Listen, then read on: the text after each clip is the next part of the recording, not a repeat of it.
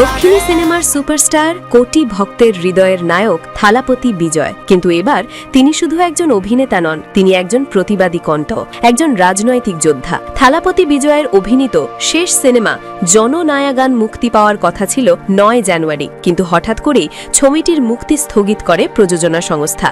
কারণ এখনও সিবিআই নয়, বরং central board of film certification থেকে সেন্সর সার্টিফিকেট মেলেনি।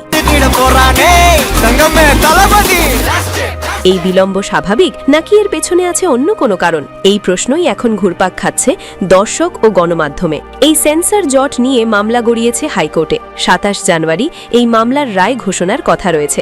বিশেষজ্ঞদের মতে এই রায় শুধু একটি সিনেমার মুক্তি নয়, বিজয়ের সক্রিয় রাজনীতি এবং আসন্ন তামিলনাড়ু বিধানসভা নির্বাচন সবকিছুর ওপর বড় প্রভাব ফেলতে পারে। রোববার তামিলনাড়ুর মহাবলীপুরমে তামিলাগা ভেত্রী কাজাগান দলের রাজ্য ও জেলা স্তরের নেতাদের নিয়ে এক গুরুত্বপূর্ণ সভায় বক্তব্য রাখেন বিজয়। সেখানে তিনি স্পষ্ট ভাষায় বলেন, আমি কোনো চাপের কাছে মাথা নত করব না। এই বক্তব্য এখন রাজনৈতিক মহলে আগুনের মতো ছড়িয়ে পড়েছে।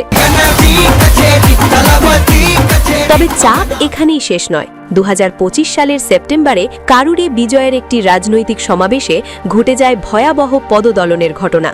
মৃত্যু হয় অন্তত ৪১ জনের, আহত হন প্রায় ১০০ জন। এই ঘটনায় ইতিমধ্যেই সিবিআই ২ দফা জিজ্ঞাসাবাদ করেছে বিজয়কে। তবুও রোববারের সভায় তাকে দেখা গেছে দৃঢ়, আত্মবিশ্বাসী এবং অবিচল।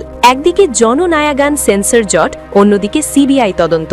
সব মিলিয়ে বিজয়ের সময়টা মোটেই সহজ নয়। কিন্তু প্রশ্ন একটাই, এই চাপ কি থালাপতি বিজয়কে থামাতে পারবে, নাকি রাজনীতির ময়দানে তিনি আরও শক্ত হয়ে ফিরবেন?